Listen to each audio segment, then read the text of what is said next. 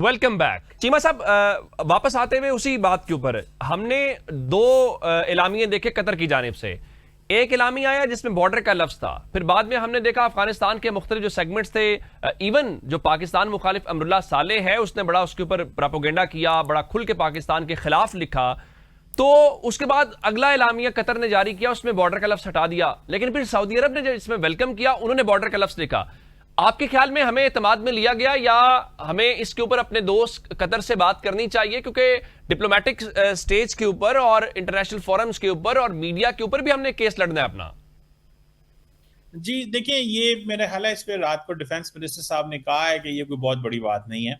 और दूसरी बात ये है कि इसीलिए हमने 2 साल इसमें रखे थे, इसमें हमने तुर्की को भी ऐड किया था, क्योंकि शायद पाकिस्तान ये समझता है कि 2 प्लेयर होने चाहिए, कई दफा एक जो सालस होता है वो अपनी उस तरह शायद चीज़ों को जस्टिफाई नहीं कर सकता। और क्योंकि कतर जो है उसने बहुत ज़्यादा सपोर्ट दिया अफगान तालिबान को, तो इस हवाले से हमारा वो मुसलमान भाई है, अच्छा ब्रदरली इस्लामिक कंट्री है, तो हमारे अच्छे ताल्लुकात हैं।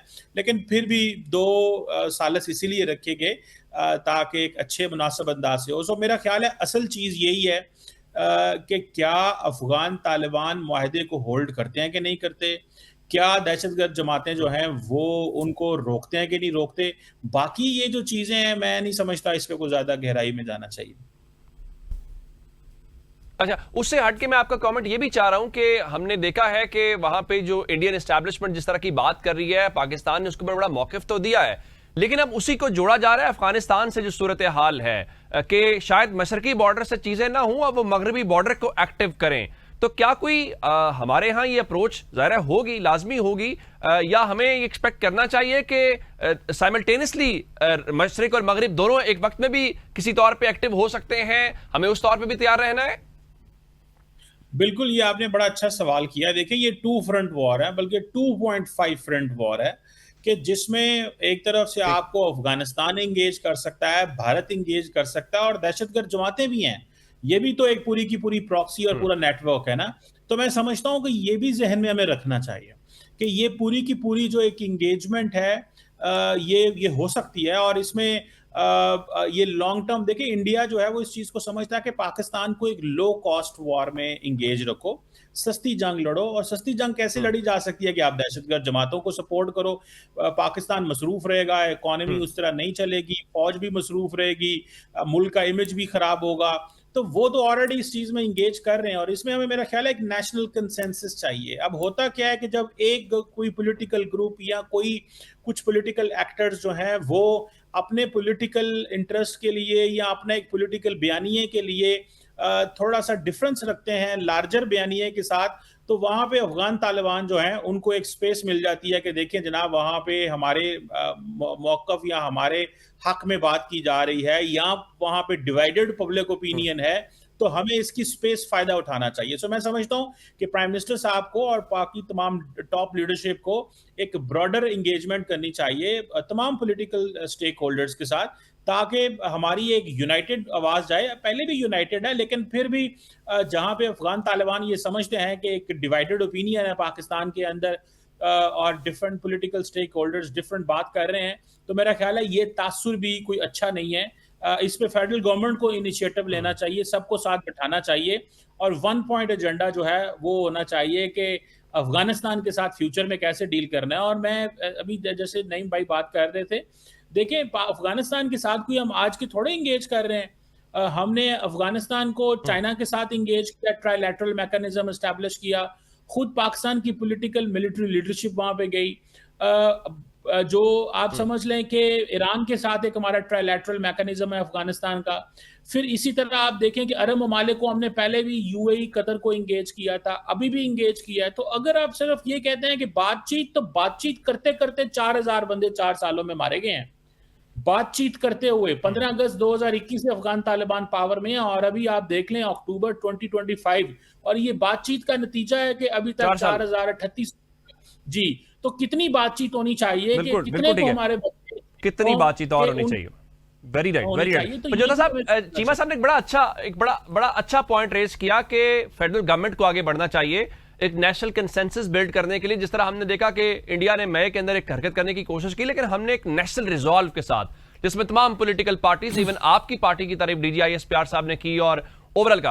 आप नहीं समझते कि वाकई ऐसा होना चाहिए? गवर्नमेंट को अंदरूनी इख्तलाफात बाद में भी होते रहेंगे, आगे बढ़ें, इस पे एक नेशनल कंसेंसस बिल्ड करें और पीटीआई भी उसको वेलकम करे, कोई ऑल पार्टीज कॉन्फ्रेंस हो या पार्लिमानी ब्रीफिंग हो और आप भी उसमें शरीक हों। देखिए, खैबर पख्तूनख्वा के अंदर अली मीर गंडापुर साहब ने ऑल पार्टीज़ कॉन्फ्रेंस बुलाई और उसमें ये तमाम जमातें नहीं हैं, कुंडी साहब भी नहीं गए, यानी पीपल्स पार्टी या दीगर जमातें नहीं पहुंची। तो इनको तो है ही नहीं, ये तो सिर्फ सियासत करते हैं तमाम तर मामलात के ऊपर, और तो इनको कोई गरज नहीं है।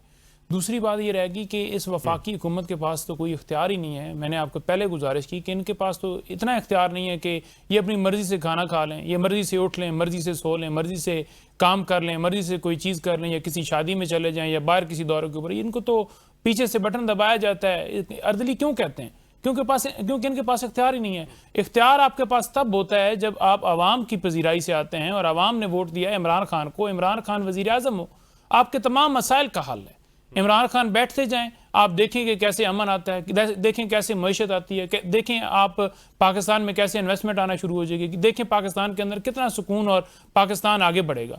जब आप झूठ फरेब और एक मन घड़त निज़ाम बनाएंगे और उसके अंदर ऐसे लोग बिठाएंगे जिनकी करप्शन की दास्तानें आप खुद ही बताते रहें, तो फिर कैसे आप किसी मामले के अंदर भी आप आगे बढ़ सकते हैं।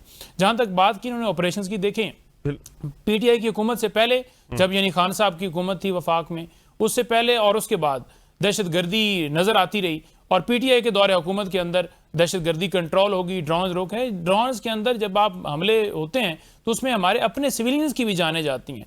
तो हम नहीं समझते कि ये मसले का हल है। जितनी भी लंबी जंग हो, जितने भी लंबी कशीदगी हो, उसका हल बातचीत से होता है, और वो आपने दोहा के अंदर जाकर कर लिया। जो हमें कहते थे कि ये कहीं प्रो तालिबान है, अब आप को हम कहें कि आप प्रो तालिबान है, आपने तालिबान हुकूमत से बात कर ली है, तो ये बात सर्टिफिकेट्स और इस तरह के तमगे और इस तरह की चीज़ें जो हैं वो ना बांटिए।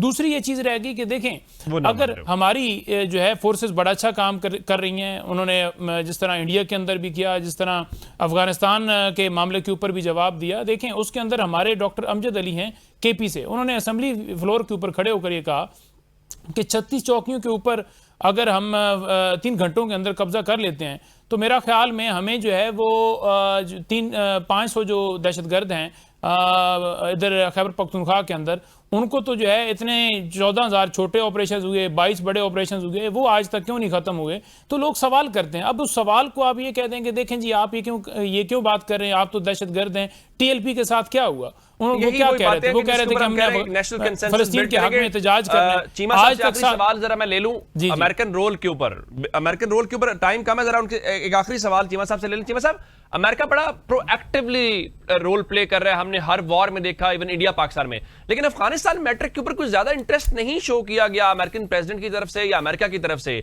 क्या रीजन हो सकती है?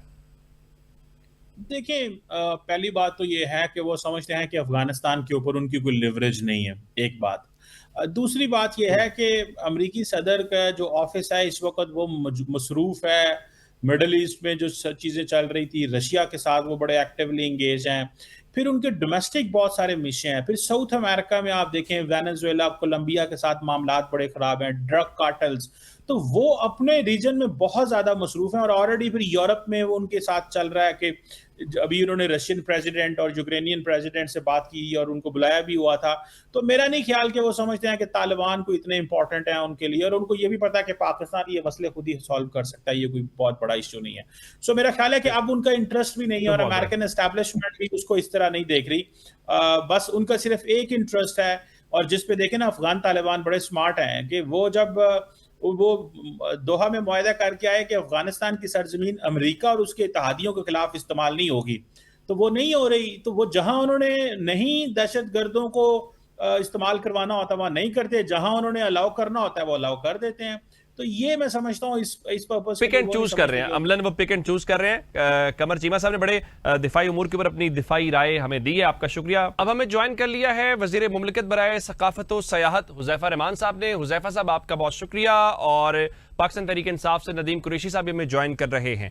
हुजैफा साहब, ये जो गाड़ियों वाला मामला है, पीटीआई की खैबर पख्तूनख्वा गवर्नमेंट ये कहती है कि एक्सपायर्ड या आउटडेटेड गाड़ियां हमें दी गई हैं। आज बैरिस्टर सैफ कह रहे थे कि तलाल चौधरी साहब को, दीगर वुज़रा को इन्हीं गाड़ियों में बिठा के जरा सरहदी इलाकों का दौरा करवाना चाहिए? ये क्या कंट्रोवर्सी बन गई है?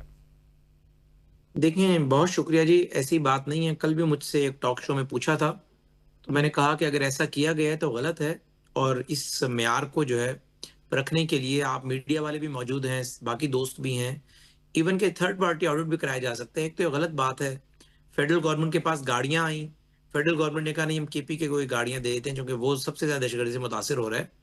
अब अभी आपके इस सवाल पूछने से 15 मिनट पहले मैं और तलाल चौधरी साहब इकट्ठे थे, तो मैंने उनसे वैसे पूछा, मैंने कहा चौधरी साहब ये गाड़ियों की क्या बात है? उन्होंने कहा जिस गाड़ी पे मैं आया हूँ ये गाड़ी जो है बेसिकली उसी वजारत की है और उसी शोबे की है, जो शोबा जो है वो यानी जिस डिपार्टमेंट से जो है बाकायदा उन्हें दी गई है, केपी की हुकूमत को दी गई है।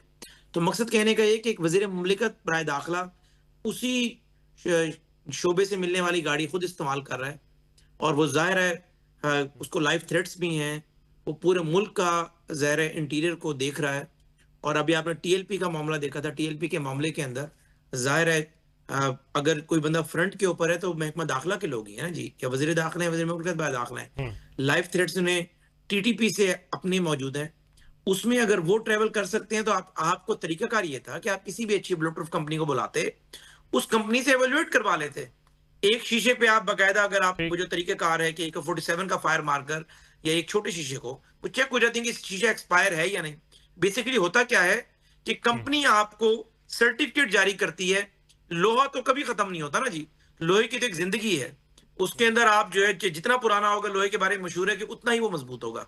अब बात आ गई ग्लास की। अब ग्लास जो है 5 साल कंपनी लिख कर देती है कि ये शीशा 5 साल तक हम गारंटी देते हैं कि ये शीशे के अगर गोली लगेगी तो वो ज़ाहिर असर नहीं करेगी। उसके बाद की बात ये नहीं होती कि वो शीशा कारामद नहीं रहता, उसके बाद होता ये कि कंपनी जिम्मेदारी नहीं उठा रही होती, बस आपका शीशे में बबल्स आ जाते हैं।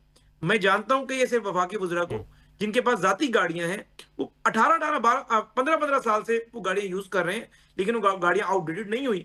अच्छा, for the sake of argument, अगर कोई चीज आउटडेटेड है, वो सिर्फ आउटडेटेड, अगर आप किसी एक्सपर्ट को आज लाइन पे ले लें जो ब्लूटूथ गाड़ियों को जो ब्लूटूथ करते हैं कंपनी से, किसी एक्सपर्ट बंदे को, वो आपको बताएंगे कि सिर्फ शीशा जो है ये आउटडेटेड होता है, लोहा आउटडेटेड नहीं होता। तो शीशा आप चेंज करवा लें, अगर आपको उस पर एतराज भी है। आपका ख्याल है इतनी बड़ी जो कंट्रोवर्सी नहीं है और ये इसको चेक किया जा सकता है? 12 लाख में ब्लूटूथ गाड़ी का शीशा चेंज हो जाता है। अगर आपको मरकज ने गाड़ियां दी हैं, आपका एक एसेट बिल्ट हो गया है, आपसे कोई पैसे तो नहीं लिए। बिल्कुल ठीक। गुफ्तगू का सिलसिला जारी है, लेकिन एक ब्रेक के बाद।